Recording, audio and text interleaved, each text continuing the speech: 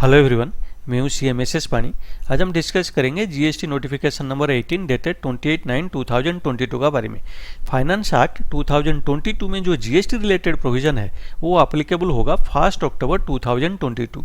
Notification 18 में वही चीज़ notify किया गया है। सेक्शन 100 टू सेक्शन 114 तक अप्लीकेबल होगा 1 अक्टूबर 2022 except clause C of section 110 and section 111।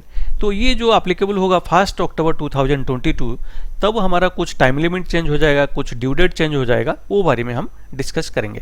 पहला है time limit to claim ITC. अभी जो हमारा प्रोविजन है, अगर कोई हमारा इन्वॉइस का ऊपर आईटीसी छूट गया है, हम नेक्स्ट ईयर का जो सितंबर रिटर्न है, GSTR 3B रिटर्न है, ड्यू डेट तक हम वो उसको क्लेम कर सकते हैं। तो अभी उसको चेंज हो गया है, वो ड्यू डेट जो सितंबर GSTR 3B रिटर्न का ड्यू डेट का जगह में अभी 30 नवंबर तक हम उसको क्लेम कर सकते हैं।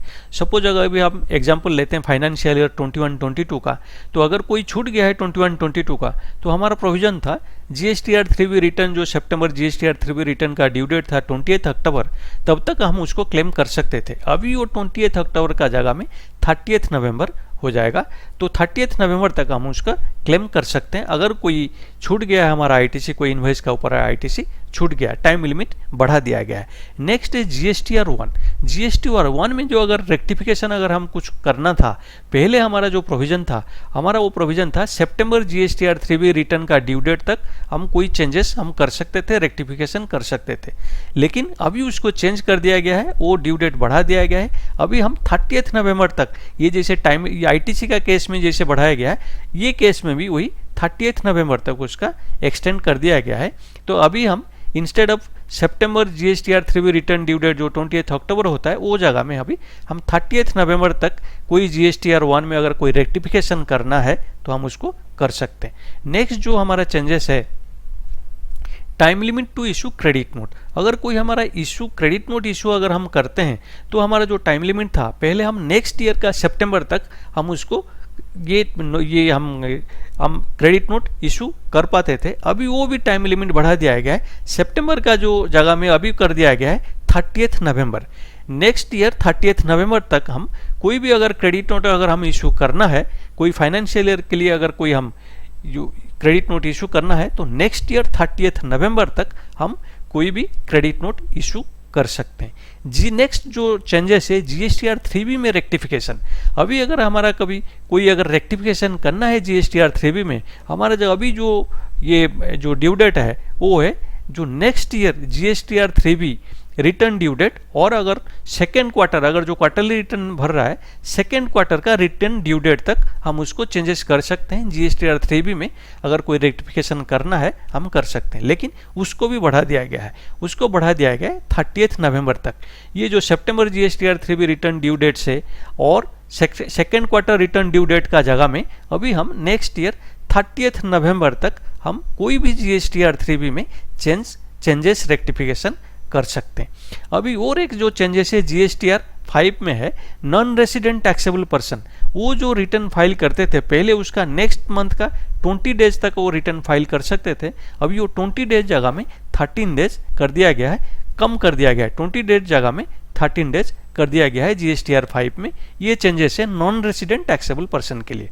अभी जो नेक्स्ट जो हमारा चेंजेस है TCS में चेंजेस है। TCS में अगर हमको कोई रेक्टिफिकेशन ऑफ एरर करना है या कमीशन करना है, TCS जो ई कॉमर्स ऑपरेटर डिडक्ट करता है, वो हर महीने में एक स्टेटमेंट भी वो फाइल करना पड़ता है जो ई कॉमर्स ऑपरेटर को।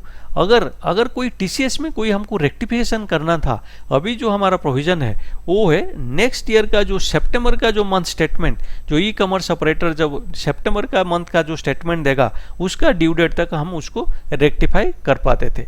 वो सितंबर का जगह में वो जो सितंबर मंथ का जो स्टेटमेंट ई कॉमर्स ऑपरेटर दे रहा था और जो ड्यू डेट था, वो जगह में अभी उसको चेंज कर दिया गया है, 30 नवंबर तक कर दिया गया है। अगर अभी हम फाइनेंशियल ईयर 21-22 का एग्जांपल लेते हैं, ये TCS केस में, ये केस में उसको जो मंथली जो स्टेटमेंट देना पड़ता है कोई ई कॉमर्स ऑपरेटर को, नेक्स्ट मंथ का 10 दिन का अंदर अप टू 10th देना पड़ता है। तो ये केस में TCS रेक्टिफिकेशन के लिए पहले 10 अक्टूबर का तक डेट हमारा था, अभी हम 30 नवंबर तक कर सकते हैं। तो अभी कोई TCS का अगर कोई हमको रेक्टिफिकेशन करना है, हम नेक्स्ट ईयर 30 नवंबर तक हम रेक्टिफिकेशन कर सकते हैं। अभी जो नेक्स्ट चेंजेस है वो रिफंड के लिए है।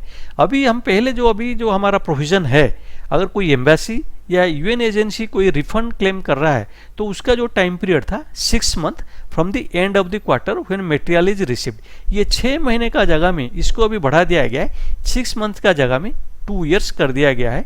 कोई अगर रिफंड क्लेम करता है एम्बेसी या यूएन एजेंसी, पहले 6 मंथ था, उसको अभी 2 ईयर्स कर दिया गया है। तो ये जो नोटिफिकेशन जो नोटिफाई किया गया है हमारा फाइनेंस एक्ट में, जो चेंजेस जो होना है वो फास्ट जो चेंजेस जो है वो अप्लीकेबल हो जाएगा। फाइनेंस एक्ट का जो चेंजेस हमारा था वो अप्लीकेबल हो जाएगा, नोटिफाई कर दिया गया है 1 अक्टूबर 2022 से अप्लीकेबल होगा। वो हिसाब से ये जो चेंजेस हमारा जो कहीं पे ड्यू डेट पे और कहीं पे जो हमारा टाइम लिमिट है उसका हिसाब से चेंजेस होगा। तो अभी वो बारे में हम डिस्कस किए। Notification number 18 dated 28/9/2022। ये अगर आप चाहे तो CBIC से वेबसाइट से भी आप डाउनलोड कर सकते हैं। अगर मेरा वीडियो आपको पसंद है, वीडियो को लाइक कीजिए, शेयर कीजिए और मेरा चैनल को सब्सक्राइब कीजिए। Thank you.